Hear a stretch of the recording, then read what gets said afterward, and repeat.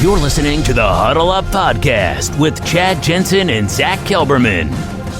Join Broncos Country's deep divers at milehighhuddle.com and sound off. And now it's time to drop some knowledge. We're live, but we got to let it breathe. The stream needs its air. It's got to breathe. Give us just a moment or two to get our entire MHH clan under the same roof here. We got to connect Facebook, and we're good. Welcome in, everybody, to the Huddle Up Podcast, presented, as always, by Mile High Huddle. I'm your host, Chad Jensen. With me, as always, my partner in crime, my fellow football priest. He is the deputy editor of milehighhuddle.com. He is Zack Kelberman. Zack, I know you've been a hoping and a praying that this was going to happen, and you finally, the football gods opened up the windows of football heaven and poured you out a blessing. Elijah Wilkinson in the wind. He's gone. He signed with the Chicago Bears today, so you no longer have to worry about Eli, right tackle, Juwan James. If something happens, it's not going to be Eli, at least this time. I mean, how about that swap, though, between Denver and Chicago? Thanks for the all-pro cornerback. Here's the NFL's worst right tackle. But you know what? I was kind of scared that the Broncos were going to bring Wilkinson back because we all thought he had pictures of John Elway. He had pictures of someone in the Broncos front office, and maybe Munchak liked him, but thank the football lords that he's gone. And I don't know what Chicago is looking at. I don't know what Chicago's thinking. Apparently they want to play him as a guard, and he's better there. But I'm just happy for him to be off the Broncos payroll. And anyone else, literally anyone else, whether it's Juwan James, Calvin Anderson, you, me, John, anyone, I'm so happy the next swing tackle is not named Elijah Wilkinson. What an unmitigated disaster. Yeah. So to John Houston, his super chat here, real quick, I want to grab it. I had it up. Where'd he go? There he is. He said, thanks, John, by the way. He says, do you project James as the starting right tackle? He's so soft. Unfortunately. That's all we can do right now, John, is project Juwan James as the starting right tackle because that's Denver's plan A. If they have to revert to a plan B, Zach, and they had to play a game, let's say tomorrow with plan B, it's going to be Calvin Anderson in all likelihood starting at right tackle. But I think it's a pretty safe bet that the Denver Broncos are going to add an offensive tackle at some point in this draft. It's just a question of when. Is it going to be in one of the 3 premium rounds? Is it going to be later on? Time will tell. I think this is the year they finally invest a premium, meaning rounds 1 through 3 pick in an offensive tackle, because they saw last year Garrett Bowles blossomed. He became what should have been a Pro Bowler, the best left tackle in the NFL. A lot of question marks, though, at right tackle, Chad. Juwan James it looks like he's playing this year, but he's always tenuous. We never know his status for sure. And I don't want Drew Lock to run for his life, or whatever quarterback the Broncos field this year. I don't want that guy to run for his life, similar to last year when they had Wilkinson and DeMar Dotson, and then Wilkinson back at right tackle. So whether that's Anderson or whether that's a rookie, I'm, again, just glad Wilkinson is off this team. Just like Donald Stevenson, just like Menelik Watson, Chad, continuing a long line of disastrous Broncos right tackles. Shout out to everybody joining us on Facebook, on YouTube, on Twitch, Twitter. We love and appreciate each and every one of you, and especially guys like this, like Dave Glassman, who usually enjoys the podcast on the Facebook side, but just to help out, he hops on over to YouTube, make sure to give the stream a like, then he hops back to his preferred spot. So we see you, Dave. We appreciate you. Guys, we got a lot to get to tonight. We are thrilled to finally meet in the flesh, or as close as we can get in the flesh, one of our great MHH superstars, Ed Keating. He's going to be on the show here in just a few minutes. We also, Zach, have to talk about the rumor.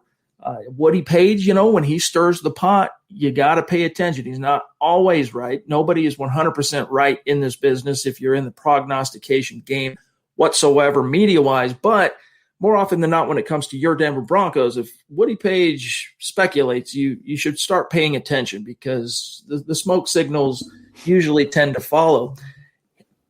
Vic Fangio, Aldon Smith, there could be a reunited, tandem there. We'll talk more about that here in just a minute. All right, couple quick matters of business, and then we'll get Ed here on the show with us. Guys, just a reminder, make sure you're following the podcast on Twitter. Connect with us over there at HuddleUpPod and the main account at Mile High Huddle.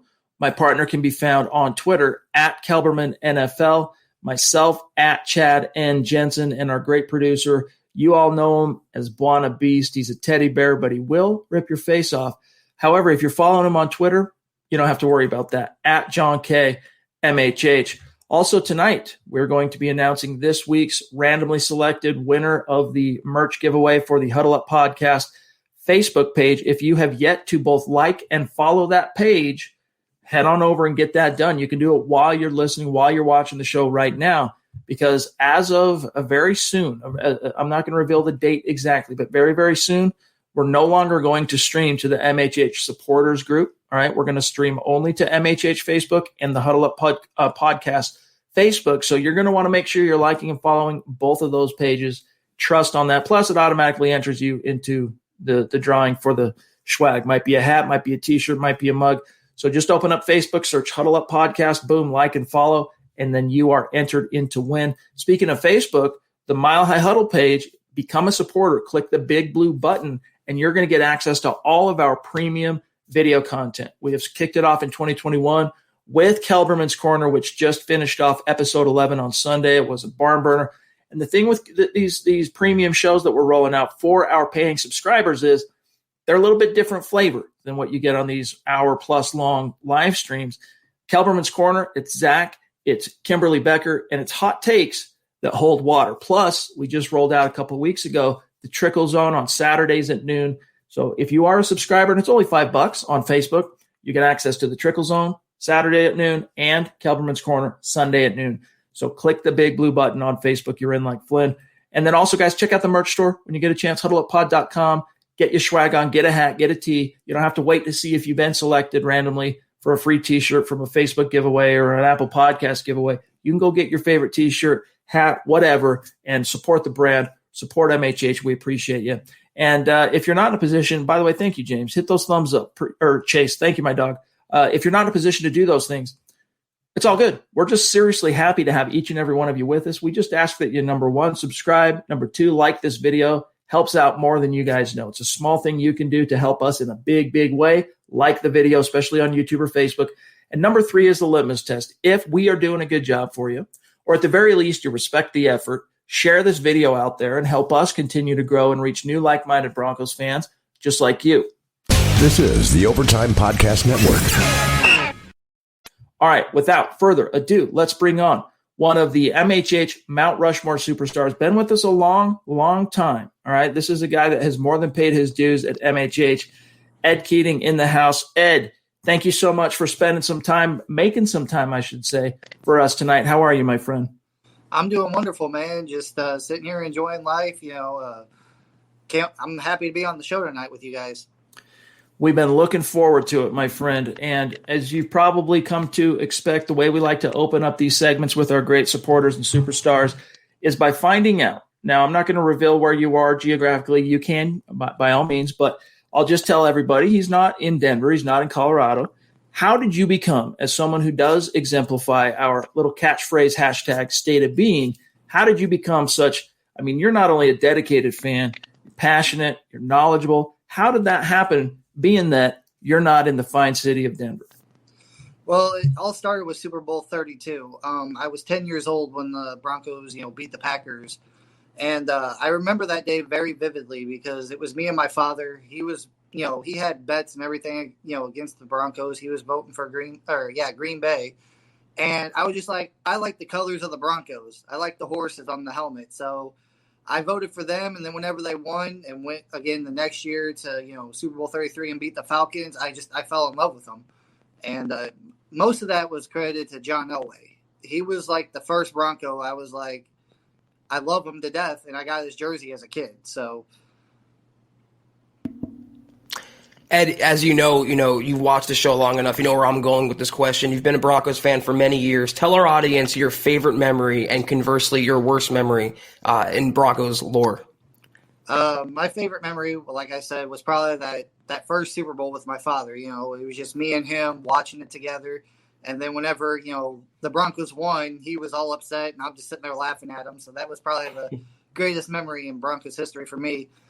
As for the worst, it really wasn't, bad, but just the retirement of Peyton Manning, just seeing someone like that, of his caliber finally retire as a Bronco with a, championship ring behind him. It was a good moment, but it was also a sad moment knowing that we'd never see him in a uniform again. Right. I feel you there. True. We got a lot of questions. By the way, wow, thank you, Michaela, for that very, very generous super chat. Thank you, my friend. Wow. She says, "What's up, Ed?" And Michaela, you know that means the world to us. And anytime you want to come on the show, we'll set it up and get you on the show. I know it might not be your thing, might not be something you're interested in, but we'd love to be able to meet you. So thank you, Michaela. But Ed, everyone's dying to know, is that a Drew Lock jersey you're rocking right now? Yes, it is. Let him hate, baby. Love it. Love it, Ed. Indeed. I've been a Drew Lock supporter since we drafted him.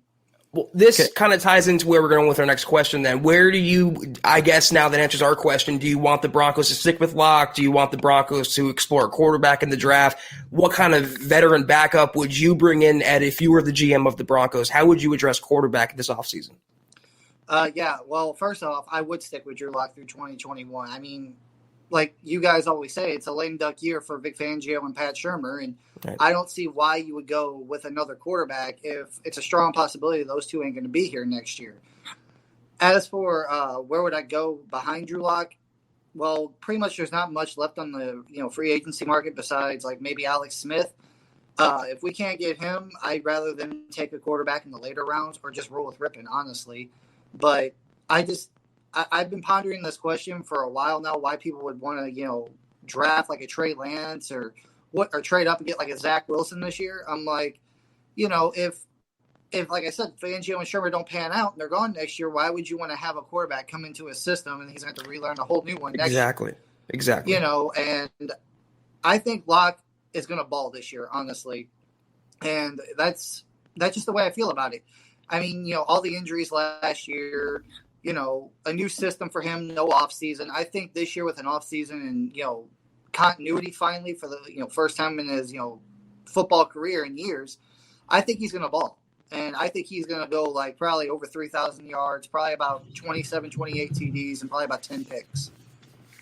That would be a big year. Yep. I mean, I take it. Fans that kind of got a little bit spoiled and had their expectations set so high during the Peyton Manning years, you got to tampen down a little bit because 26, 27, 28 touchdowns, anything even in that realm in today's game. I mean, even look at the guys that made the Pro Bowl last year, the quarterbacks, man, that's a Pro Bowl. So, Ed, we got to ask you though, one or two more for you, and then we'll cut you loose tonight, my friend. What do you want to see your team do with the number 9 overall pick in the draft? Personally, if it was me at GM, I know Parsons has got all those issues right now, but I'd strongly look at him because I think the next glaring hole on the Broncos roster outside of, offensive tackle, because I don't trust James, would be inside linebacker. We need someone to cover Kelsey. We need someone to cover, any tight end like Waller or anybody. So that's where I'm going. If Parsons is not there at pick 9, I would most likely just trade back and stockpile more picks and then maybe pick up a linebacker, later in the draft somewhere. That kind of ties in, Zach, to this super chat question from Fat Cats, and I'll get everyone's opinion on this real quick. By the way, Fat Cats, you the man. Really appreciate you, my friend. Yeah. Here in the near future, we're going to have to set up a time to get you on the show because you've just been an absolute stud, so thank you. But he says, hypothetically, say we keep the number 9 pick, Micah Parsons, Jeremiah Owusu-Koramoah are there. Who do you bring in, and why is he a better fit in your opinion? Keep up the good pods, priests and beasts. Appreciate that, my friend. So for me, I'm still taking Parsons over JOK, but I know Eric Trickle, he kind of raised some eyebrows a week or almost 2 weeks ago when he revealed JOK to be his number 1 linebacker, top-rated linebacker in this class. Now, that doesn't necessarily make him the perfect fit for the Denver Broncos or even, in my opinion, worthy of the top 10 pick, but I'll start with you, Zach, and then let's get your thoughts, Ed, and then we'll say goodnight for now, Ed. But, Zach, what's your answer here for Fat Cats? Which of those two, or who do you like linebacker-wise? Well, to me, Parsons is a top 10 pick, and JOK is not a top 10 pick. I'm okay trading down for JOK, but he's more of a safety hybrid tweener, whereas Parsons is more of a traditional linebacker. And I'm not worried about his red flags so much. It's not great, but it's not worth passing up on athletic 3-down backer like him, and you can coach him to coverage better. I know he's not going to be right out of the gates perfect and all pro in that department, but Vic Fangio and Reggie Herringchad are 2 of the best defensive minds in the NFL, and I have no doubt if they get their hands on him, playing in between Chubb and Vaughn, playing, in back of that defensive line in front of that secondary. I just think in this system, in this environment, Micah Parsons would thrive, and I wouldn't mind taking him at number 9. Ed, your thoughts, and who's the linebacker you like, and you answer for Fat Cats. I kind of share a brain with Zach on this. I like Parsons. I like his skill set. I think between Von Miller and Bradley Chubb, he would be a dominant middle linebacker. And I think he'll give KC's, Travis Kelce a lot of trouble if we draft him. And I trust Vic to, work with him and make him a better linebacker and, show him the ropes. So I'm going Parsons. Go ahead, Zach. I just have one more question for you, Ed. What has been so far? I mean, George Paton indisputably has had a great last couple of weeks. What has been your favorite move that he's done during the signing period? And again, conversely, what's the one move that you haven't been so wild about? The one move I haven't been wild about was the whole Philip Lindsay thing. Like, I don't like the fact that Melvin Gordon might still get suspended for that DUI last year. And I just, for me personally, like that whole Chargers game, the first one, if it wasn't for Philip Lindsay, I don't think we come back and win that game without him. Right. And that really upset me to see him go. As far as my favorite move, I honestly have to say a lot of people would say, Kyle Fuller, him signing him. Mine was Shelby Harris finally getting paid. That boy deserves every penny he gets because, at least one game I can think of, the Raiders game in 2019, Week 17, if it wasn't for him, we would have lost that game. True. Well, guys, make sure you connect with Ed on Twitter. He's active on Twitter. He's also very active in the MHH Superfans Facebook group. Connect with him there at Edward Keating 15 on Twitter. And then, of course, as long as you are a member of it's free, right, to our MHH Superfans group on Facebook, you can connect with Ed over there. Ed, thank you so much for not only coming on the show, but as we mentioned before we went live, for everything you've done for us over the last couple of years and all your contributions to MHH Canon. I hope you know how much we appreciate you and how much you mean to us, my friend. So thanks for making some time for us and for everything else. Well, thanks, guys, for having me on the show, and I'll be more than happy to come on anytime. And for everybody that watches my clips on Facebook, thanks, guys, and I'll keep making them if you keep watching. Hey, just one suggestion, Ed, on the clips. Keep that profanity down just a little. Then you're never going to get censored by the mods, right? You know what I'm saying. I got you. All right, my dog. Good to see you. Have a good night. Give our best to your family, okay? All right, thanks, guys. Take it easy. Thanks, right, Ed. buddy. There he goes. Ed Let him Keating. hate, baby. Let him hate, my dog. Love the Good to lock see you. jersey. That was overdue. Ed, we probably should have had Ed on the show a long, long time ago. What a great guy, great supporter, and very, very outgoing, passionate. I mean, this is a guy that, he's putting his dent in the universe when it comes to the Denver Broncos. Like, he doesn't just wait around for an invitation from the Huddle Up podcast to get his thoughts out there.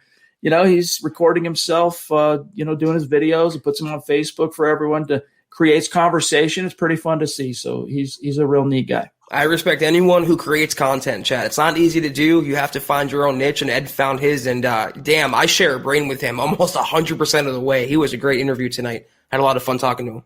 All right, let's get to the main crux of tonight's podcast, the rumor that was – I don't know if I should even call it a rumor because it's really it's not – it doesn't take a rocket scientist to put these two factors together. I'm trying to get this video to play so I can hurry and there it is. All right.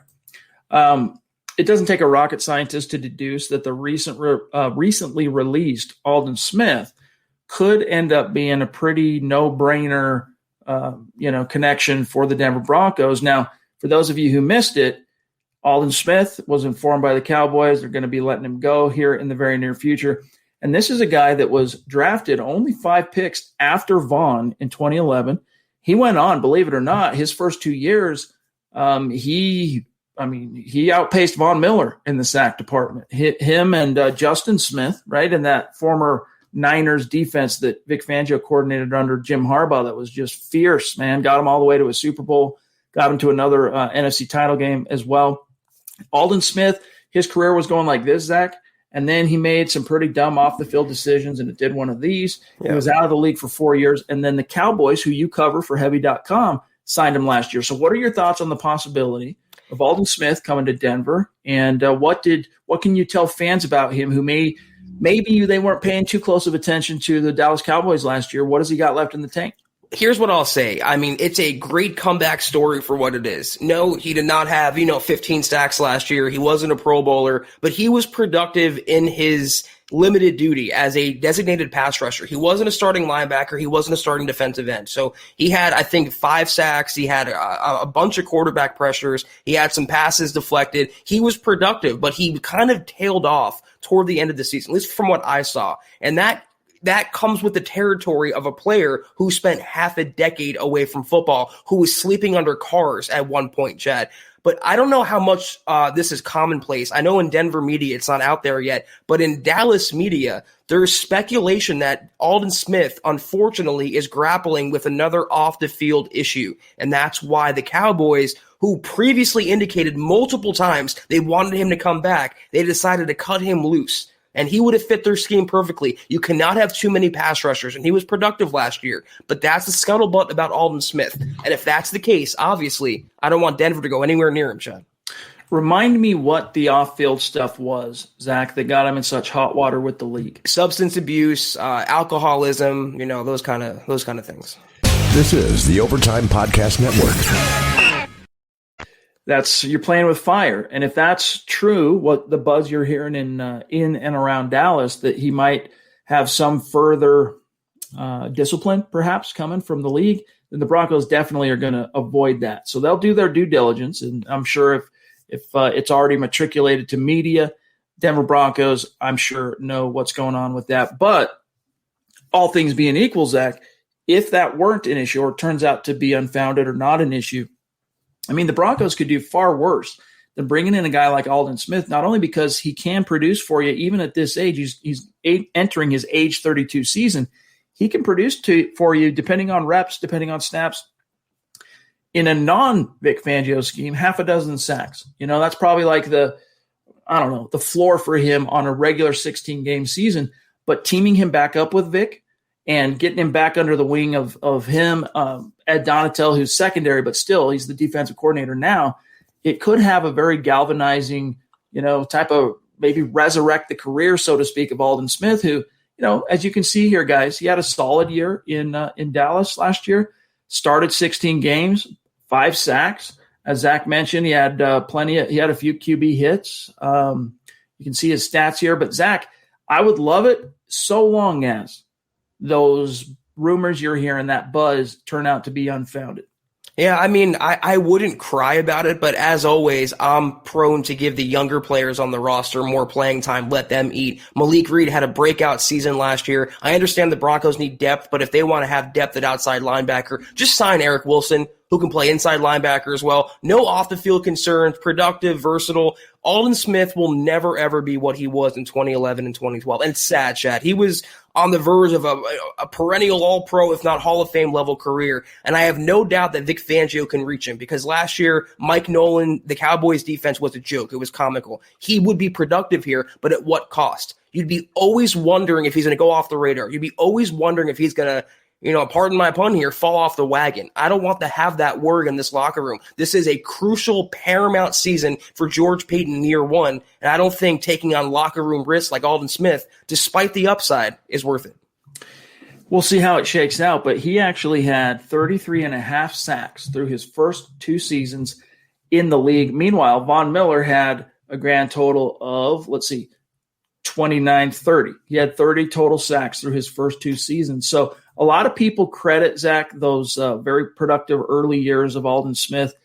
They credit that production to not only Fangio, the Fangio effect, but working in tandem with Justin Smith, because Justin Smith was a 5-tech defensive end. He put his fingers in the dirt and rushed right in front of Aldon. So he had the inside gap. He had the B gap, and Aldon Smith had the C gap. And a lot of people say, well, his production early on was due to Justin Smith demanding so much attention that it simply left Aldon Smith with more one-on-one type of opportunities than, is normal. Be that as it may, there might be some truth to it. However, the one thing you can't say is that Aldon Smith, despite having Justin right in front of him, he didn't have opposite him a compliment like Vaughn did early. Elvis Dumerville, DeMarcus Ware. He had, what was his name? Ahmad Brooks, solid guy. Ahmad Brooks was like a 6 to 8 sack a year type guy. He wasn't a dominant, changing the game type of pass rusher. So I never viewed Aldon Smith's production early on, Zach, as some kind of a side effect or collateral effect of Justin Smith. I saw that mostly. I mean, it helped him obviously, but like, I don't see that as any kind of asterisk to put next to his box stats. I'm right there with you. If you watch the tape from those seasons, especially 2012, he had 19 and a half sacks. I mean, that's a lot in one season, and he was just screaming off the edge, and he was converting speed to power. He was beating tackles one-on-one. It was mostly him, and he was, again, on an ascending track. And you saw some of those flashes last year in Dallas. You saw what made him an All-Pro and Pro Bowler in 2012, but it's just so far removed. We're talking 9 years ago now, and you're never going to recapture that lightning in a bottle. So it's a sad story. But that's how the NFL works, Chad. What have you done for me lately? And not much for Aldon. Indeed. Muhammad, MHH resident male model. Appreciate the super sticker, my friend. Always means a lot to us. You're a top dog, and we appreciate that every single day, dude. You are as consistent as the day is long. So thank you, my dog. Thank you, Muhammad. Trying to imitate that. I don't got, red painted nails, but appreciate you. Steve Shepard on Facebook wants to know, what do we think about Melvin Ingram? I assume is the Ingram you're talking about. Former Chargers Pro Bowl. I don't know if he ever earned All-Pro honors, but I know he made a Pro Bowl or two. Edge rusher that is hitting free agency. I think it would be interesting depending on how much he's looking for. One of Von Miller's best friends in the NFL, for what it's worth. A lot of people don't realize that, but he and Melvin Ingram are pretty tight homies. So I would not hate it, but I wouldn't want to go break the bank for it, because it's one of those similar things last year when we were discussing adding different edge rushers. Who are you taking off the field? Because Ingram's still relatively in his prime, a little bit younger than Vaughn. Who are you taking off? You sitting down Vaughn or you sitting down Bradley Chubb? But still, he would be, if you could get Zach a Melvin Ingram for, somewhere between $3 to $5 million, even on a 1-year deal, I would take it, because you're going to get some production out of him. Yeah, I mean, again, for $3 million, $4 million, I wouldn't hate it. But you have younger players on the roster, and they're probably going to draft an edge rusher or outside linebacker. I would just rather prefer Malik Reed to continue developing, continue thriving. He came off a breakout year last year, Chad, and the sky's the limit in the Fangio defense. So I'd rather them have Malik Reed and maybe pick up a cheap linebacker, or maybe even a premium linebacker in next month's draft. If I'm not mistaken, Melvin Ingram took a visit somewhere. Was it KC? I was going to say, I think it was the Chiefs. I don't know. It was a contender. I don't think he is signed yet, though, for what it's worth. It's not too late, George Payton. Anyway, Todd Ostendorf. Is that how your name is pronounced, by the way, or is it Ostendorf? Let us know if it's O or A in the comments. But appreciate the question. He says, read an article recently stating that George Payton has done more for Fangio than John Elway ever did. Made some good points.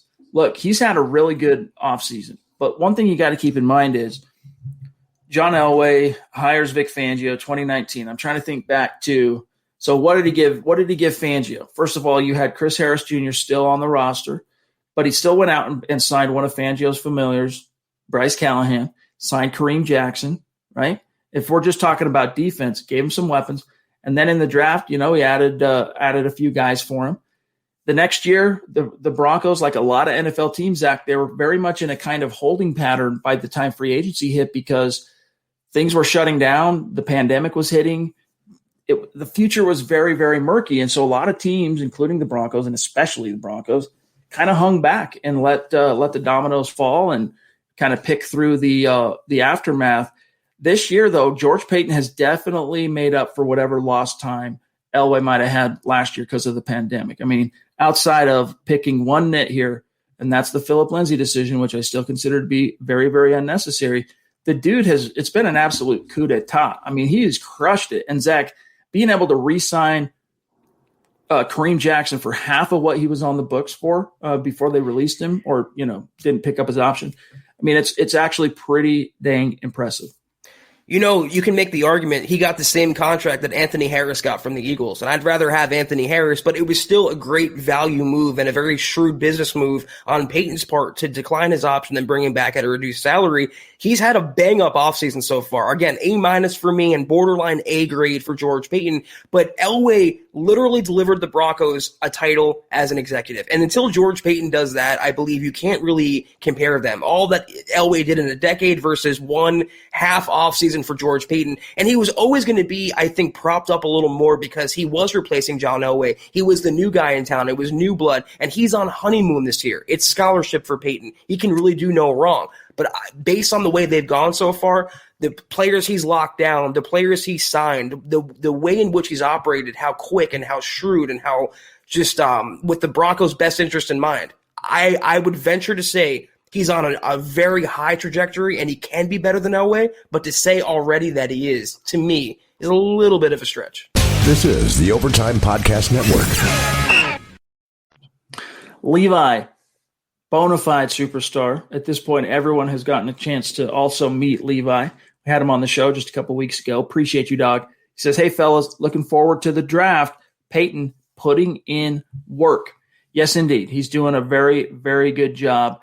I mean, Fangio's defense on paper, at least the starting lineup, is pretty legit. I mean, up front, let's just run through it real quick. Up front, Shelby Harris, Mike Purcell, Draymond Jones. On the edge, Vaughn frickin' Miller and Pro Bowler Bradley Chubb. Off-ball linebacker, you kind of raised some eyebrows a little bit with Alexander Johnson and Josie Jewell. Both of whom, though, for whatever they might lack as coverage types, dependable, excellent run-fitting linebackers. They can shed blocks, sort through the muss, get to where they need to go. Cornerback on the boundary, Ronald Darby on the other, Kyle Fuller inside, Bryce Callahan in the slot. Then you get back both safeties who know now Vic Fangio's defense like the back of their hand in Justin Simmons and Kareem Jackson. On paper, Zach, and we got to stress that, on paper, it's a defense that I think almost everybody around the NFL is looking at and saying top five ranking is the floor, like a number 5 ranking this year for the Broncos. If the football gods favor them with a little bit of health, a little bit of luck in the health department, that's the floor. It's top 5 defense or bust. There's literally no more excuses for Vic Fangio, who fancies himself as this defensive mastermind, as this defensive guru. He has the personnel now, no pandemic, hopefully no injuries. But you know what, Chad? It's easy. And as much as I love the Broncos signing so far under Paton, it's easy to cut a check. I think what's going to determine Paton, at least this year, is how he drafts next month. That's not so cut and dry. That's more of a crapshoot.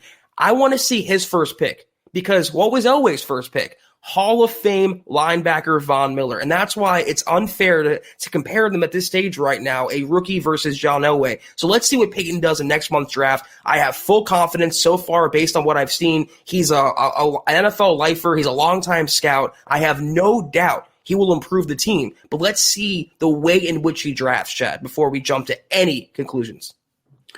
Dave from Georgia, it's great to see you, my friend. We're looking forward to having you on the show in the very, very near future. Appreciate you, man. He says, what's up, guys? I see Paton using at least one pick on a cornerback in the draft. What round and who is the most likely player? Your predictions.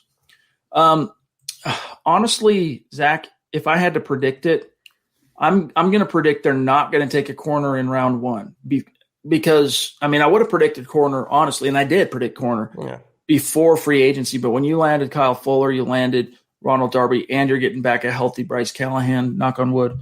It doesn't – I think you still need the future. You still need to plan for worst-case scenarios and have contingencies and future options. But if you're looking at maximizing what could be a hot seat season for Vic Fangio, give him something that they're missing today that can make an impact today. To me, it's an off-ball linebacker. Or it's an edge or a corner. But when it comes back to corner, Zach, to me, it's I really like J.C. Horn. I'm afraid of Farley now, Caleb Farley, because he's having that back surgery.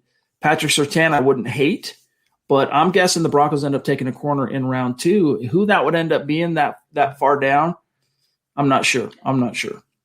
I can see the Broncos moving down in round 1 and taking someone like JOK or taking someone like Collins and then moving back up into the first round for someone like Newsome, for someone like, maybe even if Farley falls to the end of round 1. I can see the Broncos double dipping, but under no circumstance do I think they get out of the 3rd round without taking a cornerback. Like we've mentioned before, Just because they signed Fuller, because they signed Darby, you mentioned Callahan's injury history. He's going to walk here. Fuller's going to walk here. Darby's an injury risk. The Broncos have other cornerbacks that are injury risks. This position is not yet settled yet. So don't think that a first-round cornerback is off the table. It might not be Farley, but Peyton loves to trade down. He loves to stockpile picks. It could be they move down to 14, 15, 16, grab someone like J.C. Horn, and use that extra capital to keep building the defense with a linebacker. Might be the way to go.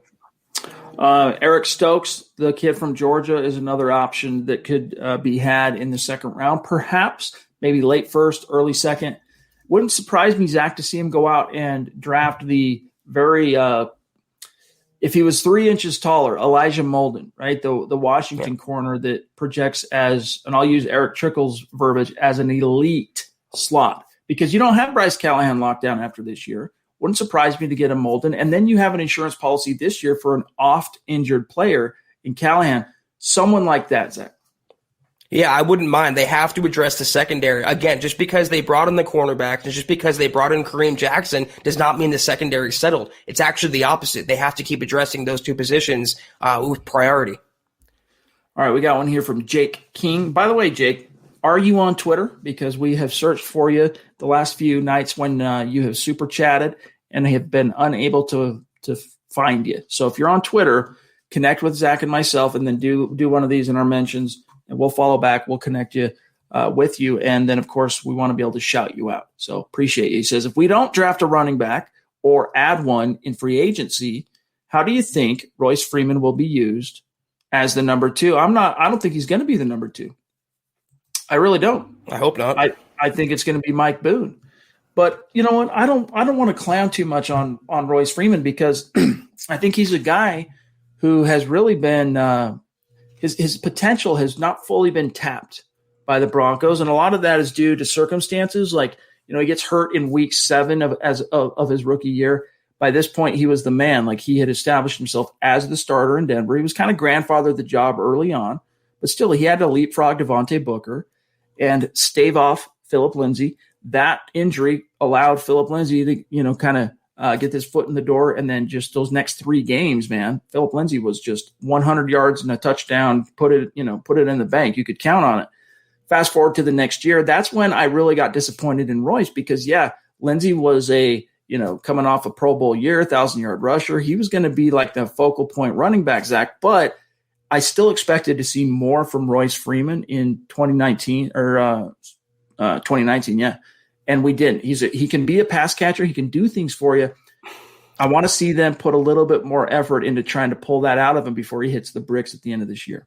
He doesn't do, at least to me, though, anything overly well. He's just like a plotter, and he had a lot of mileage coming out of Oregon, Chad. I'll take it a step further, though. He won't be the number 2 running back, and it might be a little hot takey, but I don't think he'll be on the roster come week 1. I think that maybe draft a running back in the second round, and they would have Melvin Gordon, the rookie, and Mike Boone. How many running backs do you really need? And again, Royce Freeman, you don't really need him on the roster. He's kind of just there. And what's the popular sentiment, Chad, among the people who are happy Lindsay defected?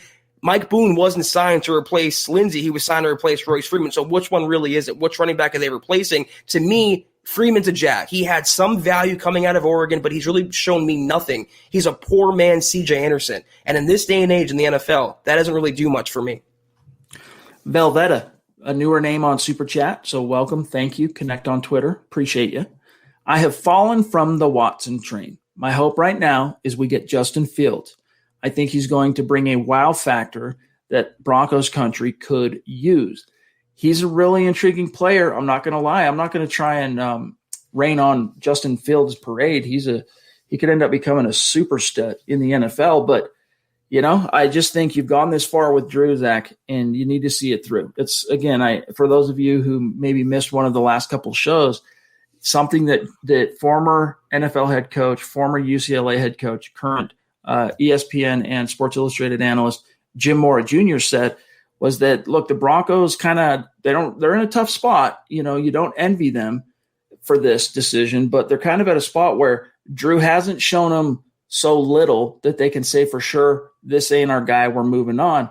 And the flashes he's shown has been enough for them to say, we need to see more. We want to see more. We think he can get there.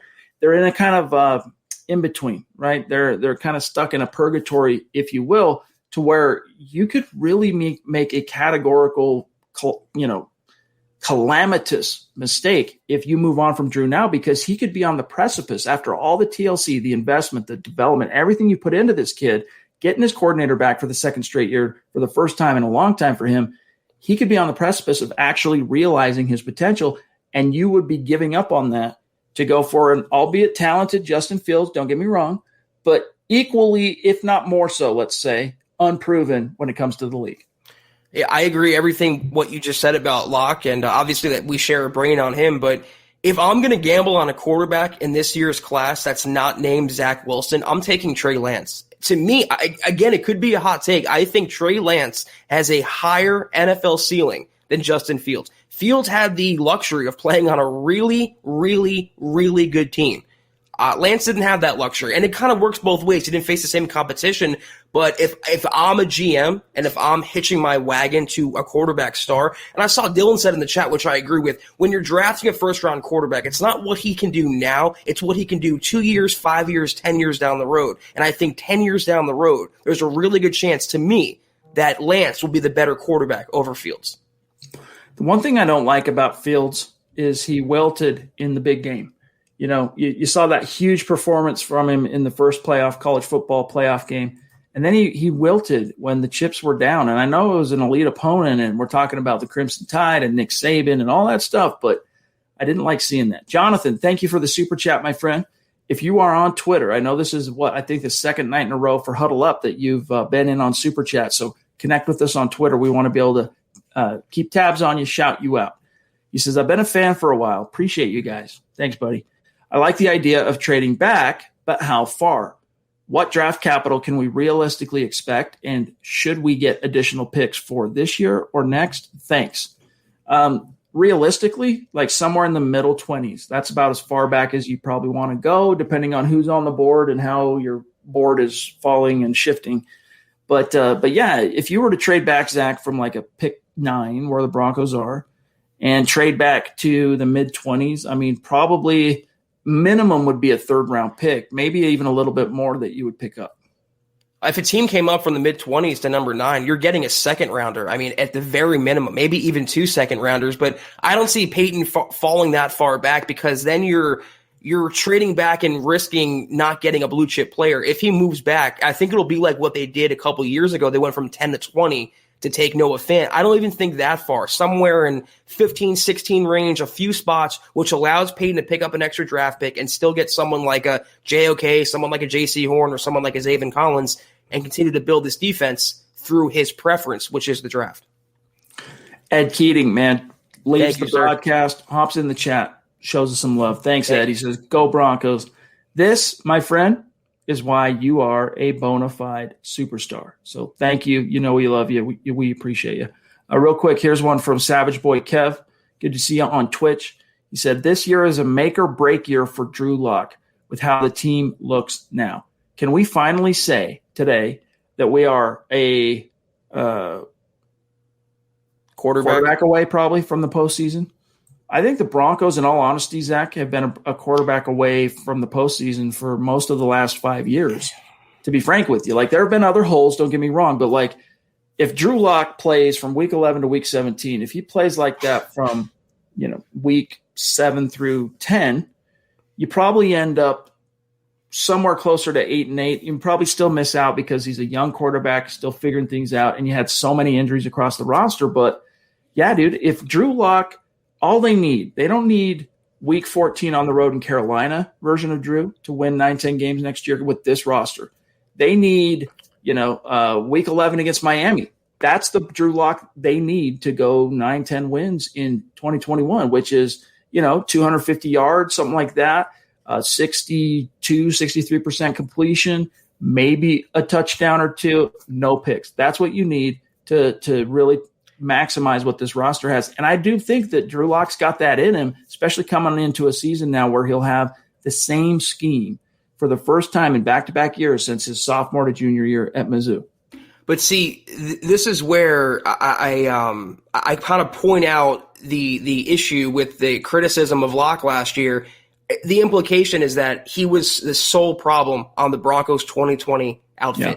and he was not the sole problem on the Broncos 2020 outfit. And I will say the Broncos are, yes, a legitimate quarterback play away, not necessarily a quarterback away, but quarterback play. And also they're legitimate coaching away from making noise and going back to the playoffs. Vic Fangio has a lot of faults, Chad. Pat Shurmur has a lot of faults. Tom McMahon has a lot of faults. This coaching staff is flawed. They're blinkered. If they can rise up and coach to their ability, just like if Drew Lock can rise up and play to his ability, then yes. But it's not just Lock. There's not solely one issue. There's a lot of moving parts the Broncos have to correct. And if they do that, they will be in the postseason. Excellent points about the coaching because, I mean, dude, Shelby Harris, for example, anytime a player says this, I cringe. Vic Fangio grew a lot as a head coach last year. I don't want to hear that. I don't want to hear about my 62-year-old head coach having some kind of a developmental growth spurt in the freaking heat of the moment. Like, this needs to be figured out. And this is the year where everyone's going to know, is Vic Fangio meant to continue carrying the torch for this team and leading the team or not? But you made a great point there about the coaching, Zach. We can point to 2 different games last year, minimum, where Vic Fangio alone, not counting Tom McMahon, not counting Shurmur, Vic Fangio's in-game situational decision-making cost the Broncos a dub. 2 of them. So let's say instead of making the wrong decisions in those 2 games, he makes the right ones. Broncos still miss the playoffs. If everything else stayed the same, but at least they're 7-9. They're not 5-11. Right, and you know what? They went 7-9 in Vic Fangio's first year, Chad, and they were a couple games away. They blew. Look at the Minnesota game, for example. There were also coaching snafus that year, and you can argue there were 2 games the Broncos blew because of coaching, and that's a 9-win team right there. So yes, Locke has to play better. Whoever the Broncos quarterback this season, they have to play up to par on that offense. But the coaching staff, Chad, has to coach up to their potential as well because they left a lot to be desired. Especially the taste left in our mouth was the season finale. And that was a Fangio blooper highlight reel right there. He cannot allow that type of coaching to continue, Chad, or else this roster's going to waste. And just think how ironic it is. He opens the year with a coaching snafu, costs him a dub, and then he closes it. So you're like, you want to be able to say, there's a palpable, measurable, quantifiable, empirical body of work that tells us he learned from that week 1 snafu. And then he does it again in week 17. All right, Zach, Burn the Guitarist. Let's grab him again. Thank you for your patience, my friend. Love you. He says, hey, guys, just sending some love. P.S. Philip Lindsay should probably fire his agent. I'm not sure what you mean exactly, why you say that. I'd be curious for a little elaboration on your part there, Zachary. But, Zach, what's your reaction to Burn the Guitarist? Well, his agent landed him more money in year 1 the Broncos were willing to pay. I think it was more of a Broncos problem than it was a Philip Lindsay problem, but it's hard to answer that question without knowing the other offers that he might have had on the table without taking the first offer that was presented to him.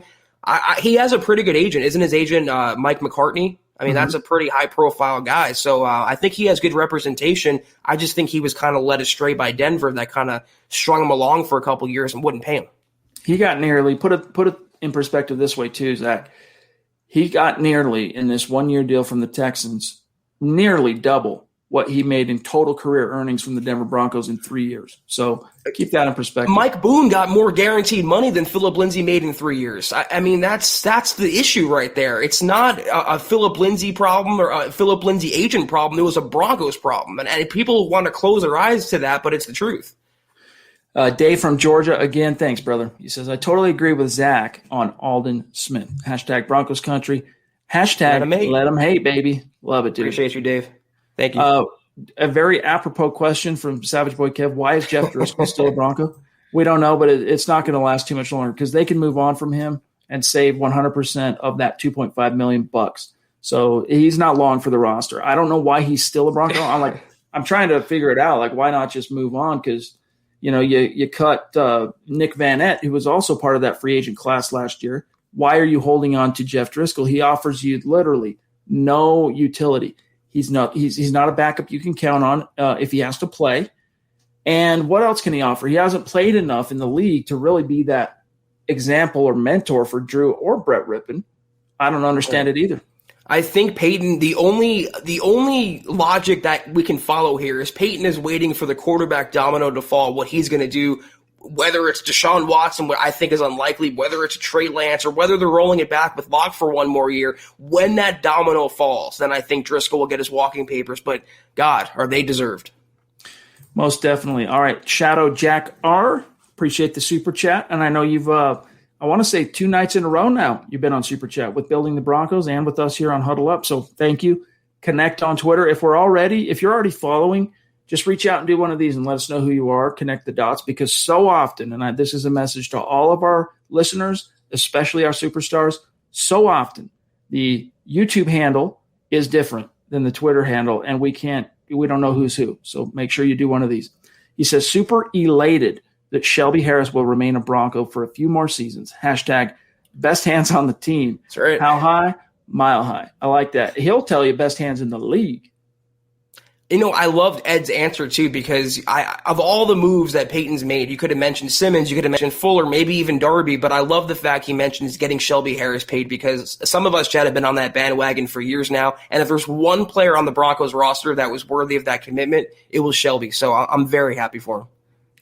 Christian, good to see you, my friend. Really appreciate the Super Chat, and you got to let us know when you get your T-shirt, all right? Send us that profile pic or selfie, whatever. And we'll put it on MHH Instagram, by the way. Hey, and also, for those of you that are following MHH on Instagram, we are trying to put more and more content on that account and on that channel, that page.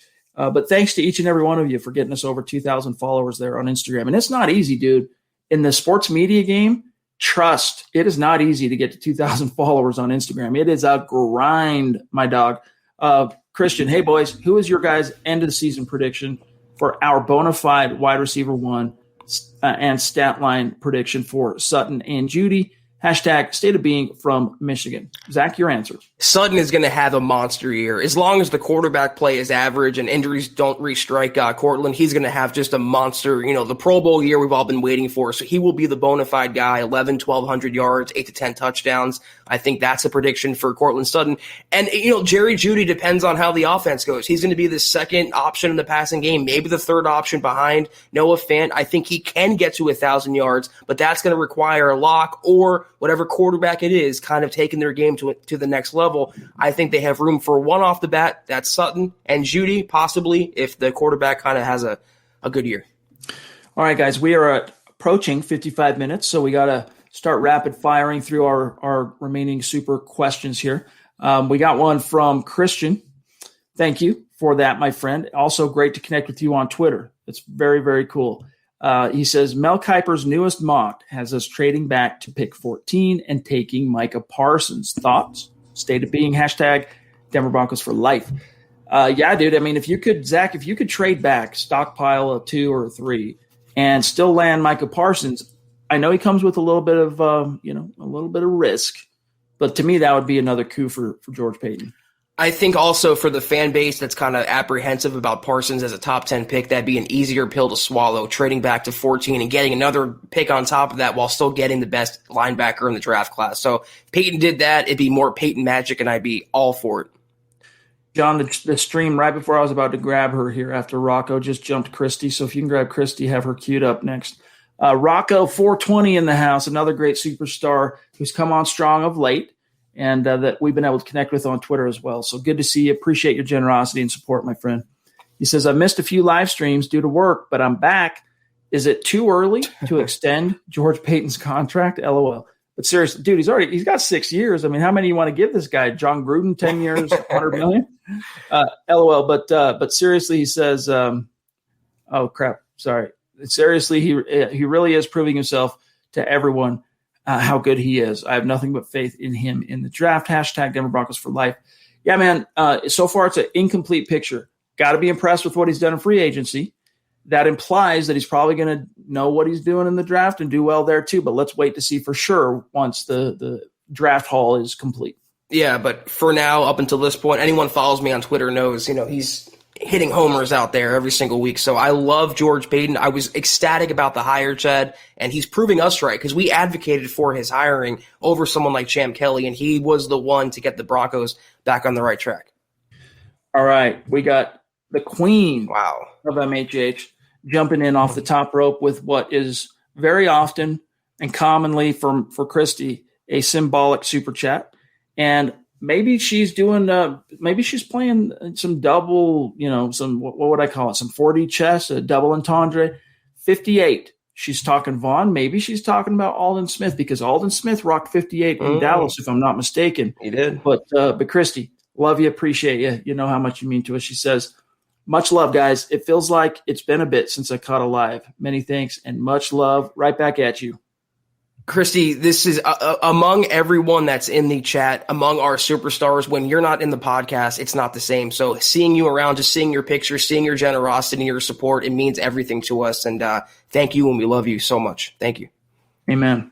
Corey H., good to see you, my friend. Good to see you. Hey, Corey, if you ever want to come on the show, my friend, you reach out and let us know. We'd be happy to have you on. You've been a dedicated superstar for a long time.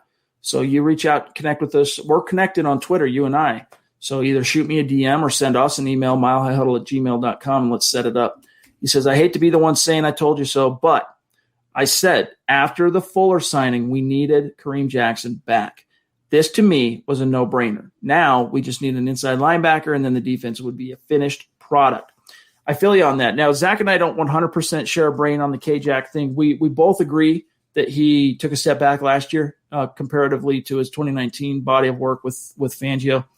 But I was really stoked to see him re-sign for $5 million. And, I think there was a question from Savage Boy Kev I saw earlier in the stream saying, why didn't he just accept a restructure if he was willing to come back and take $5 million? Zach, he thought he could get more. So He said, no, just cut me. Found out he couldn't. So he's like, I'm going to stay home. I'm going to stay with Fangio where it's comfy and where I know I can be used to the utmost. The Anthony Harris deal kind of did it for him. If Harris wasn't getting more money, Kareem Jackson wasn't getting more money. It's why they got the same contract. But you know what? There's a reason why it was a 1-year deal. There's a reason why it was $5 million. There's no guarantee he's going to end the season nor start the season as the starter at safety. The Broncos could very well use a round 1 pick, a round 2 pick to address that position, and they should, Chad. I mean, I love what he does for the locker room. I love his energy. I love his run support, but he is a liability in coverage, and the Broncos have enough liabilities and coverage on defense. So at the very minimum, I like that he's coming back, but I want the torch to be passed to a younger guy for the long term. Yeah, and that's another option when we talk about first, second round safety. And there are some bangers that are going to be worthy of a late first at safety. If the Broncos do trade back, that's a low-key position to keep an eye on for the Broncos in round 1. Mike Kane, good to see you, my friend. By the way, I did get your email, all right? I haven't replied to you yet. I will reply. So appreciate you reaching out. I'll get back to you here in the near future. But we appreciate your support. He says, hey, guys, great show. As always, keep it up. Thank you. What do you guys see as the biggest need in the draft? Corner, edge, running back, linebacker, or safety? For me right now, if we're just talking about need, Zach, like dire need today, and if it's about more kind of a focus on, let's say, 80% maximizing 2021, 20% the future, to me it's off-ball linebacker. Then I got to put in probably a toss-up between offensive tackle, safety, then corner. Actually, I might put corner for the long term. But either way, I'm going to say with a simple answer, linebacker.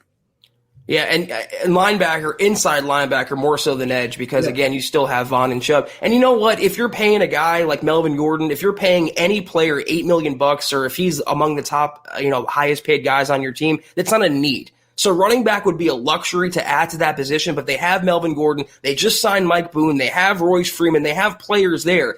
They don't have necessarily players for the long term at inside linebacker. They don't necessarily have players for the long term at safety or cornerback. So again, those 3 defensive positions, cornerback, inside linebacker, and safety, those are the priorities. Great to see one of our long-standing superstars in the chat tonight, Aaron Lynch. Love you, bro. Good to see you.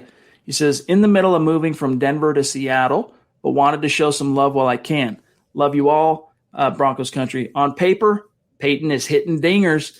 That's right, buddy. And you'll have to look up Nick Kendall and go grab a cup of Joe or something because he's in Seattle as well. But always great to have you, my friend. Yeah. Thank you, Aaron. You the man. We got Tony G in the house. Thank you, Tony. He says, sorry I'm late, fellas. Excited for our defense. Me too. Amen. It's shaping up quite nicely. Jesse Edrick, good to see you, my friend. Appreciate you. I always love how when they spell it like this, thoughts on Mac Jones Pro Day. His 40 time. Mahomes time? I think you guys know where I'm going with this. But on a scale, what's the chance, realistically, we get a quarterback?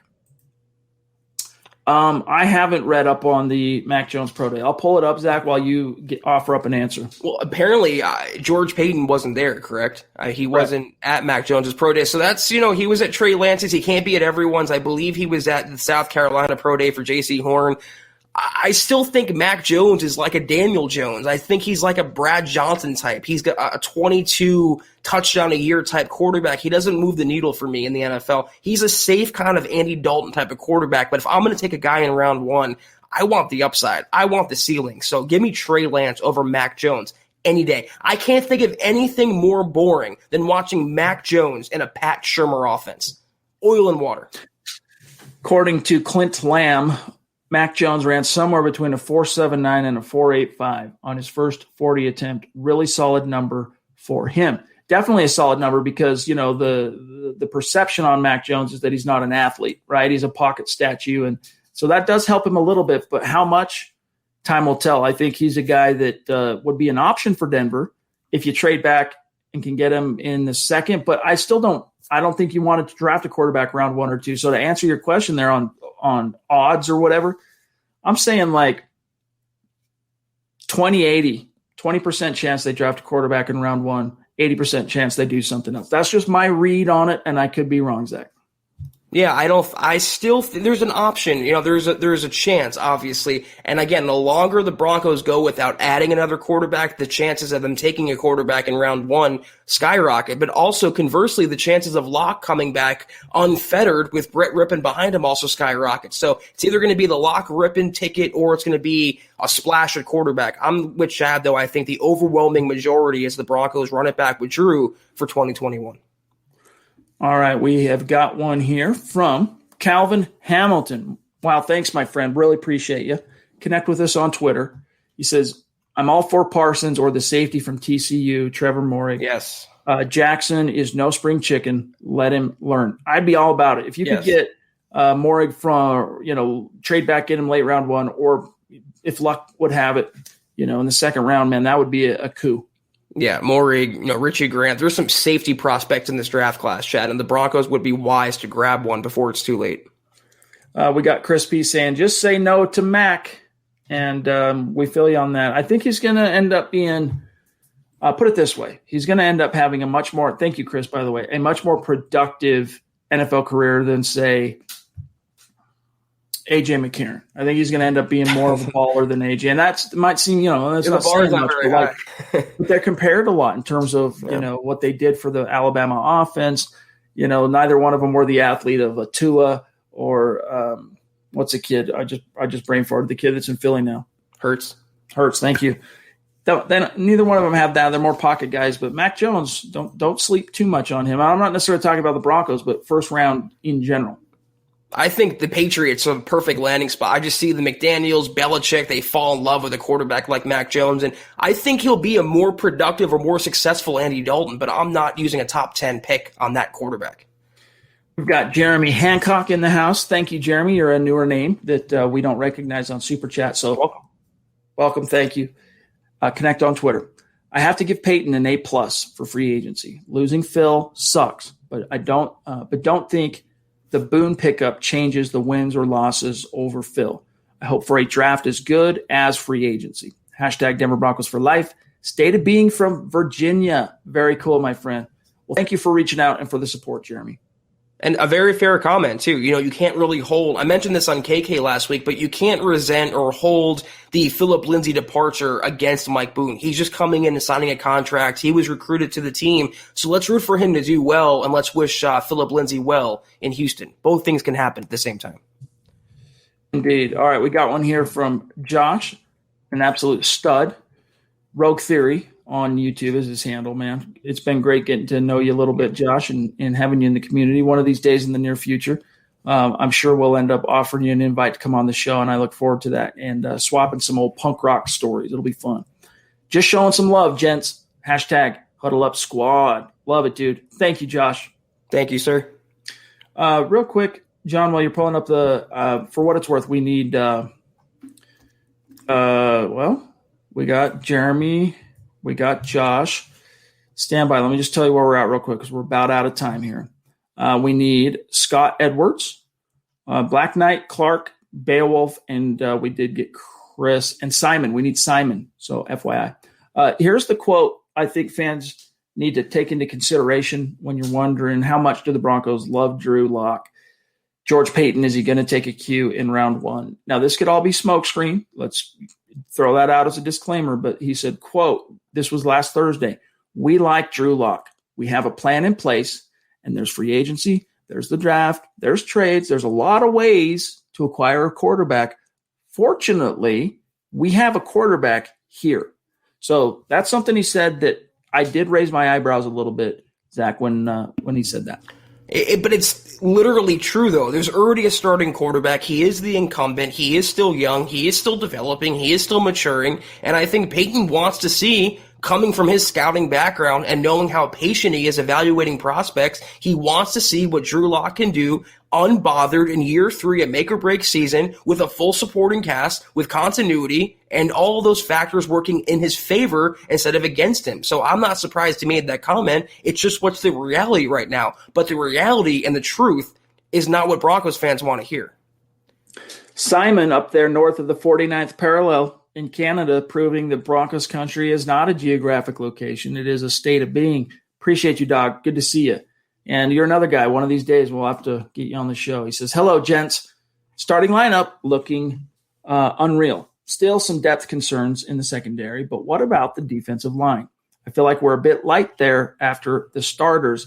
Excellent point. I mean, on paper, your starting 3 is formidable, but then really all you got to write home about, Zach, is McTelvin Agim and Deshaun Williams, because DeMarcus Walker, he's in the wind. I don't think he's going to be a free agent too much longer. He'll get signed somewhere, even if it's with like Vance Joseph in Arizona.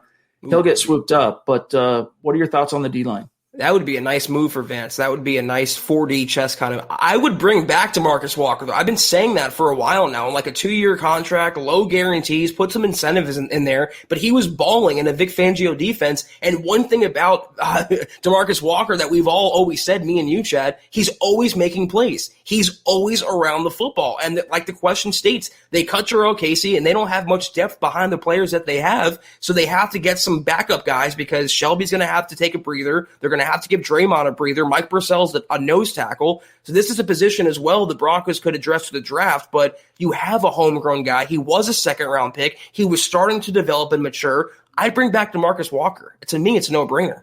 I agree, and I think there's reason to believe that he started to develop under the withering coaching of Bill Kollar. By the way, just quick human interesting. It was kind of cool to see Shelby Harris tear up a little bit when he started talking about – just a little bit – when he started talking about Bill Kollar last week, because those two, when they first got put together, were like this. They butted heads. They did not see eye to eye. But I think I think Shelby would say this, and he did in so many words.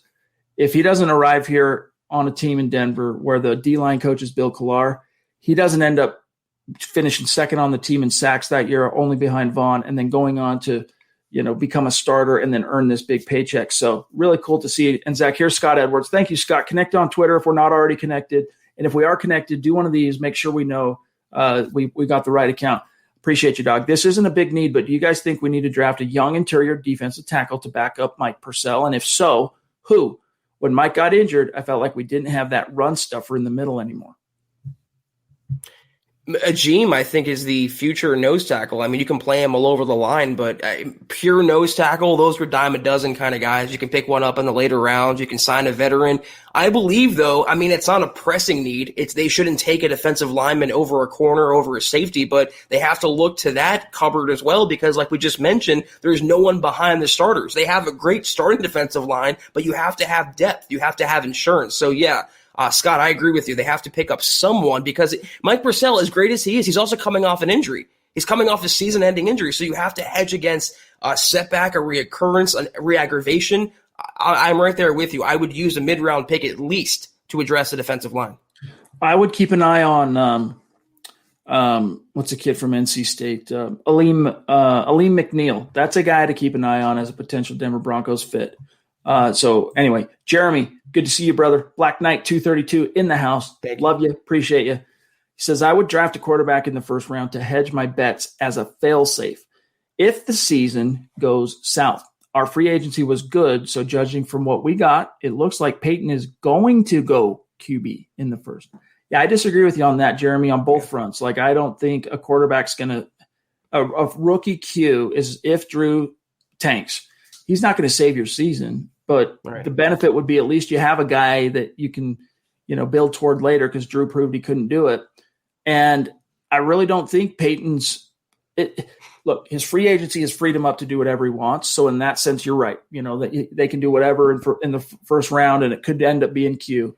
But I don't think it dictates per se, Zach, that the Broncos are going Q round one. Exactly. I mean, this is, again, maybe some sort of a Broncos country hope, optimistic hope that the Broncos will go quarterback now because they've freed themselves up to go BPA, but that's exactly what it is. They're going to take the best player available on their big board. We are not privy to their big board. It could be Caleb Farley, could be Micah Parsons, could be J.C. Horn, could be Trey Lance, could be Mac Jones. But George Payton will do what he thinks is in the best interest of the team. But I also disagree with the second part of that question. If Locke bombs, that means the offense is bombing. That means Pat Shurmur once again is bombing. All you would do is get him some experience, but it'd be a wasted year because if they bomb, bye-bye Pat Shurmur, bye-bye Vic Fangio, in comes a new coordinator, in comes a new system, and in that case, the rookie this year is pretty much a rookie next year as well.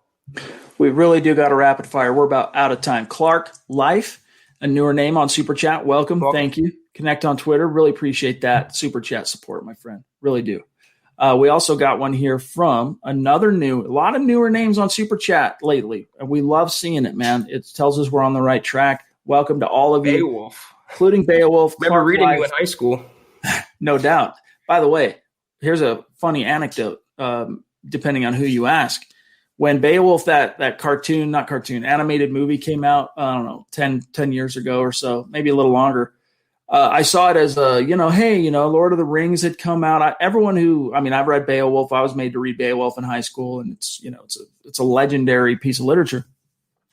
I saw it come out, and I thought, hey, that looks like I saw the trailer. I'm like, I'm going to take my kids to see that. I take my 3-year-old, my 5-year-old boys to see this, okay? And we're sitting there in the theater. Everything's going fine. There's the king drops his robe, and you see a little bit of a butt crack. I'm like, not good. Then that scene, dude, where what's his name, Grendel shows up. It's like the most scary, horrific scene. Bad stuff happened. I don't even want to say it because it could hurt us on YouTube. But I'm like, categorical mistake. I grabbed my kids. We're out of here. Bad decision. I've never lived that down. But anyway, makes for a funny story though. Yeah, makes for good podcast material. I guess I should have noticed PG-13, and I should have read why it was PG-13. But anyway. He says, I see the Broncos sending more to the Pro Bowl than ever before, but I am a helpless optimist. Keep up the great work, Bronco dudes. Remember to like and share this video, folks. Amen. Thank you, my friend. Appreciate you. If you don't take it from us, take it from freaking Beowulf. Like, subscribe, share, help us out, guys. It means That's right, dude. Beowulf, when he says it, you got to trust. This dude is a legendary, fierce character. Timmy Shields, one or two more, and we're out of here. Appreciate you. Connect on Twitter. Another newer name, Zach. Wow, it's blowing our minds. Yeah, welcome. Just jumping in to give support. I'm at work. I love the show. Want to give a shout out to my long friend, Michaela Parker. Oh, that's cool. Michaela's spreading the word of mouth, organic style, telling her friends at work. Love that.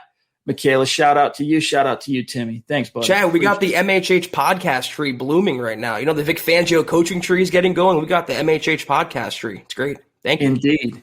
We got a couple bona fide MHH Mount Rushmore superstars here before we get out, including D-Dub Dale out there in paradise. Wow. Thanks, brother.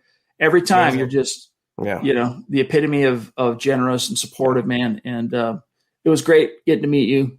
All that, dude. Love you, buddy. Appreciate you. Just giving some love, he says. Sorry when I get in late and give lame questions that have already been addressed earlier in the pod.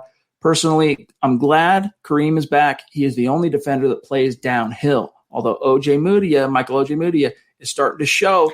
Peace. No, dude, don't ever stress that. It's all good. We love hearing from you wherever you jump in. For real. I think AJ plays downhill, but I see the point with Kareem Jackson. I mean, he's a physical guy near the line of scrimmage, and he's great in run support, good for the defense, good for the lifeblood of the team. Just don't get him in coverage, please. That's all I ask.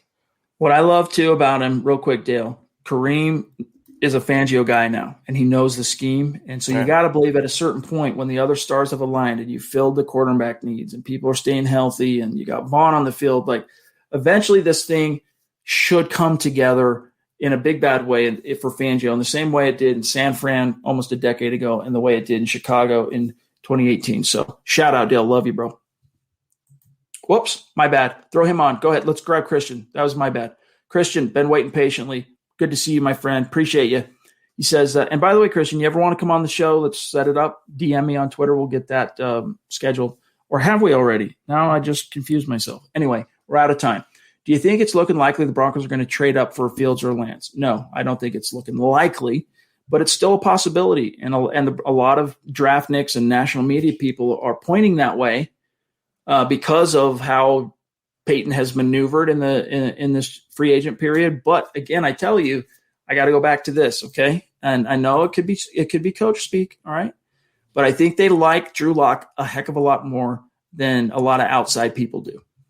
Right there with you. You know, it's a possibility. The likelier outcome, the Broncos, if Lance or Mac Jones or Fields in a crazy universe, if he fell to number 9, then they would possibly think about taking them. But trading up for a quarterback, I don't think that's likely at all.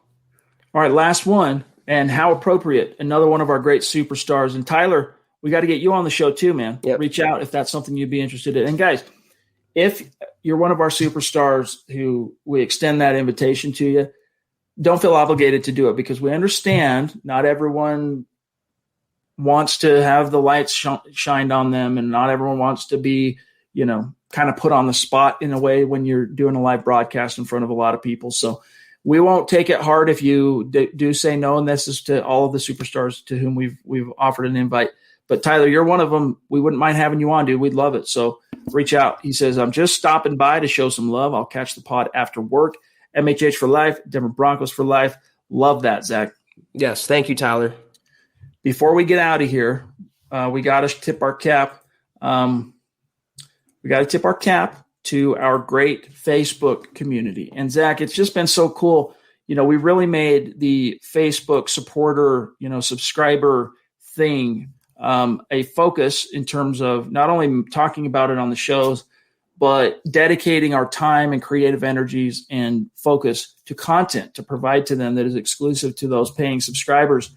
And it has just been so cool to see everybody flock over there and support the cause. And above and beyond that is the people on Facebook are great supporters like Gary and Jonathan and Brett and so many more. Christian, thank you for that super chat, buddy. Get those thumbs up, he says, who not only are supporters on Facebook, Zach, but they also give the Facebook version of a super chat when we're live, like Gary Leeds Palmer, Jonathan Terry, shout out, Brett Garner, shout out, Ben Barone, shout out, David Valenzuela, shout out, Brad Murdoch.